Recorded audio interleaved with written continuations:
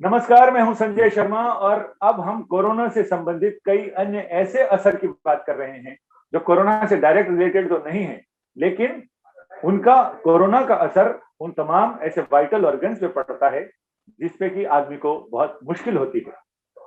Black fungus आजकल चर्चा में है, यानी सबसे पहले आइसोलेशन आया, फिर क्वारंटाइन आया, फिर सैनिटाइजेशन आया। इन सारी चीजों के साथ अब ब्लैक फंगस काफी चर्चा में है और ब्लैक फंगस का असर लोगों की आंखों पर, नाक की हड्डी पर, जबड़े और मसूड़ों पर, इसके साथ ही जो फेफड़े पर तो असर आता ही है, इसके साथ लिवर और किडनी पर।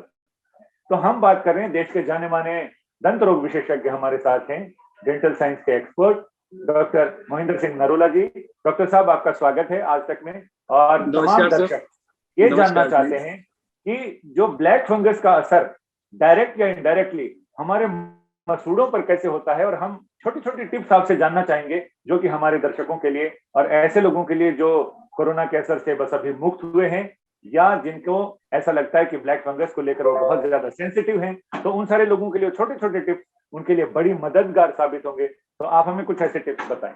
जरूर जी। तो ये इसको ब्लैक फंगस को म्यूकोरमाइकोसिस के नाम से भी जाना जाता है और इसकी एक्चुअल में इसके कई कारणों की वजह से रहता है। कोरोना के अंदर कुछ केसेस के अंदर ये कोरोना के बाद ये पाया गया और काफी डेडली ये फंगल इन्फेक्शन माना जाता है। और इसके जो सबसे बड़ी रीजन जो है वो है इसकी मेडिकेशन जो कोरोना के टाइम पे देते हैं, स्पेशली स्टीरॉइड्स, जिनकी वजह से बॉडी इम्यूनिटी लो होती है और इसके चांसेस होने के बढ़ जाते हैं।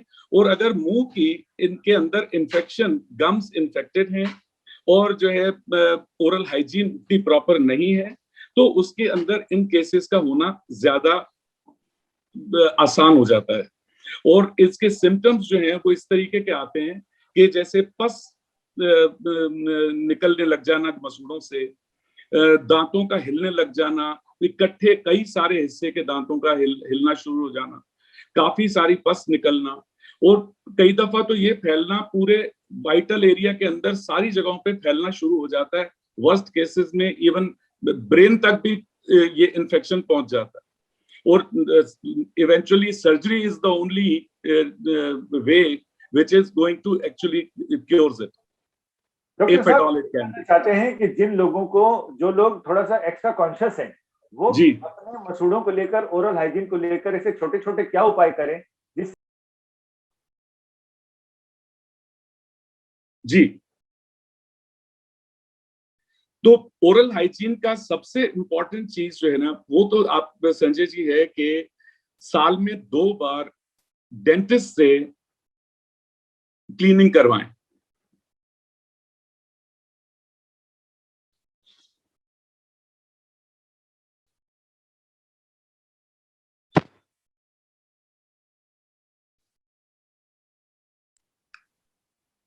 हाँ जी। सबसे छोटे उपाय क्या करें लोग जिसकी वजह से उनको ये थोड़ा सा मोरल भी बूस्ट रहे कि हमने अपनी तरफ से उपाय कर रखे हैं। जी, सबसे इंपॉर्टेंट चीज संजय जी वो है डेंटल क्लीनिंग करवाना प्रोफेशनली डेंटिस्ट के द्वारा साल में 2 बार, एटलीस्ट 1 बार तो कम से कम करें। और चेकअप टाइम टू टाइम पे साल में 2 बार चेकअप भी करवाना, वो भी बड़ा जरूरी और छोटी छोटी चीजों को बड़ा बनने से पहले रोकने के अंदर बड़ा कारगर रहता है। सलाइवा के अंदर जो अपनी थूक है, इसके अंदर मिलियंस ऑफ बैक्टीरिया और वायरसेस और दूसरे माइक्रो ऑर्गेनिजम्स रहते हैं। और जैसे अपने स्किन जैसे अपने को बाहर की इन्फेक्शंस और बाहर की जगह चीजों से रोकती है, वैसे ही जो है गम्स जो है हमारे सलाइवा के बैक्टीरिया और इन्फेक्शंस को बैरियर जो है सिर्फ गम्स ही हैं जो बनते हैं। तो अगर गम्स इन्फेक्टेड हैं, जो कि इंडिया में 80% से ज्यादा पॉपुलेशन को गम इन्फेक्शंस रहता है और अनअवेयरनेस की वजह से, क्योंकि उनको उन चीजों का पता ही नहीं। तो अगर हम इस बैरियर को स्ट्रॉन्ग कर सकते हैं तो कई बीमारियां जो हैं वो, जैसे कि एंडोकार्डाइटिस, हार्ट की एक बीमारी है, वो ओरल बैक्टीरिया की वजह से होती है। डायबिटीज के अंदर शुगर लेवल्स का बढ़ जाना, that is can be because of the infection of gums. Joint replace किए हुए हैं उनमें इन्फेक्शन के चांसेस वापस होना, इवन प्रेगनेंसी में प्रीमेच्योर डिलीवरीज, प्रीमेच्योर बेबीज का होना, ये सारी चीजें करीब 100-120 डिजीजेस हैं जो गम डिजीज के साथ लिंक्ड हैं। तो गम्स हमारे लिए इतने ज्यादा इंपॉर्टेंट हैं। तो एक तो जैसे मैंने आपको बताया, professional cleaning is a must, और घर के उपाय जो हैं जो हमें करने चाहिए अपने ओरल कैविटी को साफ रखने के लिए और ओरल हाइजीन को अच्छा रखने के लिए, तो 2 बार हम सुबह और शाम को ब्रश करें, फ्लॉसिंग करें, माउथ वॉश का यूज करें, और टंग क्लीनर के साथ टंग को साफ रखें, जिससे उसकी ऊपर कोई लेयर जो है वो हार्बर करती है बहुत सारे बैक्टीरिया और सबको, तो वो जिससे वो साफ रह सके। गार्गल करना कितना फायदेमंद होता है, कितना ओरल हाइजीन के लिए? गले को तो राहत पहुंचाता है, लेकिन ओरल हाइजीन के लिए कितना जरूरी है? वो भी साफ, जैसे माउथ वॉश है वैसे ही इवन सिर्फ गुनगुना पानी, गर्म पानी और नमक के हम कुल्ले और गरारे अगर करते हैं तो उससे भी गम्स के बीच की सारी और दांतों के बीच की जगहें साफ रहती हैं। बहुत अच्छी चीज है और करनी चाहिए, स्पेशली डायबिटिक्स के लिए। आप जी, स्पेशली मैं डायबिटिक्स के लिए कहूंगा कि गर्म पानी के कुल्ले या माउथ वॉश के कुल्ले जरूर करें हर खाने के बाद, जिससे खाना एसिड के अंदर कन्वर्ट होके और ज्यादा हार्म ना कर सके। मतलब आपके टिप्स में 2-3 चीजें बहुत जबरदस्त हुई। अव्वल तो ये कि खाना खाने के बाद या सुबह शाम गुनगुने पानी में नमक डाल के गरारे करें, और साथ ही खाना खाने के फौरन बाद, इससे पहले कि वो एसिड हमारे मसूड़ों पर असर करे, उससे पहले ब्रश करके उसको बाहर निकाल देना चाहिए। इसके साथ ही अपने ओरल हाइजीन के साथ साथ माउथ वॉश है तो वो सही है, अदरवाइज टंग क्लीन रखें, और साथ ही अपने मुंह के अंदर की सुरक्षा को लेकर लोग सजग और सतर्क रहें। मसूड़ों में जो स्वेलिंग होती है, या कई बार लोगों को हल्की स्वेलिंग है तो पता नहीं चल पाता, तो उसके लक्षण क्या हैं जिससे कि पता चले कि हमारे मसूड़ों में सूजन आ गई है, और उसके लिए उपाय क्या कर सकते हैं ताकि उनको रिड्यूस किया जा सके समय रहते और उसका? बिल्कुल, एक तो सबसे इंपॉर्टेंट होता है ठंडा गर्म लगना ज्यादा शुरू हो जाता है। दूसरा, कई दफा कई में थोड़ा सा सीवियर होता है तो खून आना शुरू हो जाता है गम्स के अंदर, और बैड ब्रेथ, बदबू मुंह से ज्यादा सांस की में आनी शुरू हो जाती है। तो इन चीजों से आजकल तो बड़ा आसान है ये पता करना, हम मास्क तो आजकल लगाते ही हैं, खुद ही सांस अगर छोड़ के हम देख लें कि हमारे अंदर बुरी स्मेल आ रही है कि नहीं, तो अपने आप पता चल जाएगा। तो इसका जो है ये 3-4 लक्षण ऐसे हैं जिनसे हमको ये आसानी से पता चल जाता है कि हमारे gums are not doing well.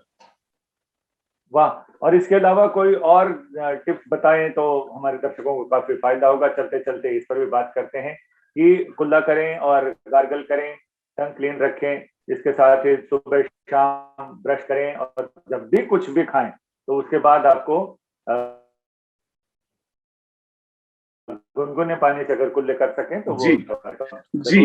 और तो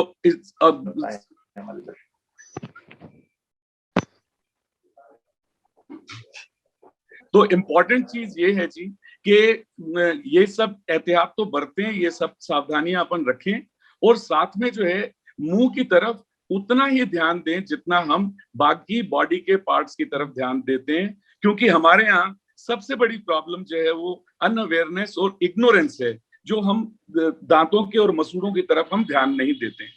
तो अगर ये हम ध्यान देना शुरू कर दें तो ये बहुत सारी बीमारियां, बहुत सारी चीजों से हमारा बचाव कर सकती है। आपका बहुत बहुत धन्यवाद डॉक्टर नरूला, आपने हमारे दर्शकों के साथ उनकी बहुत सारी जानकारी शेयर की, और मैं डॉक्टर साहब की बातचीत के साथ इसका समापन इसलिए करना चाहूंगा कि जैसे ही आप अपने ओरल हाइजीन का ध्यान रखते हैं, कुल्ला करें, गरारा करें, और उसके बाद जैसे बाहर निकलते हैं ये मास्क लगा लें। थैंक यू संजय जी। तो ज्यादा बढ़िया होगा, क्योंकि अंदर की सुरक्षा के साथ साथ मुंह के बाहर की सुरक्षा भी उतनी ही जरूरी है, और सोशल या फिजिकल डिस्टेंस का पालन बहुत सख्ती के साथ करें, क्योंकि दवाई आ गई है लेकिन अभी भी ढिलाई नहीं और कड़ाई सबसे ज्यादा। नमस्ते। Thank you Sanjay ji, thank you very much.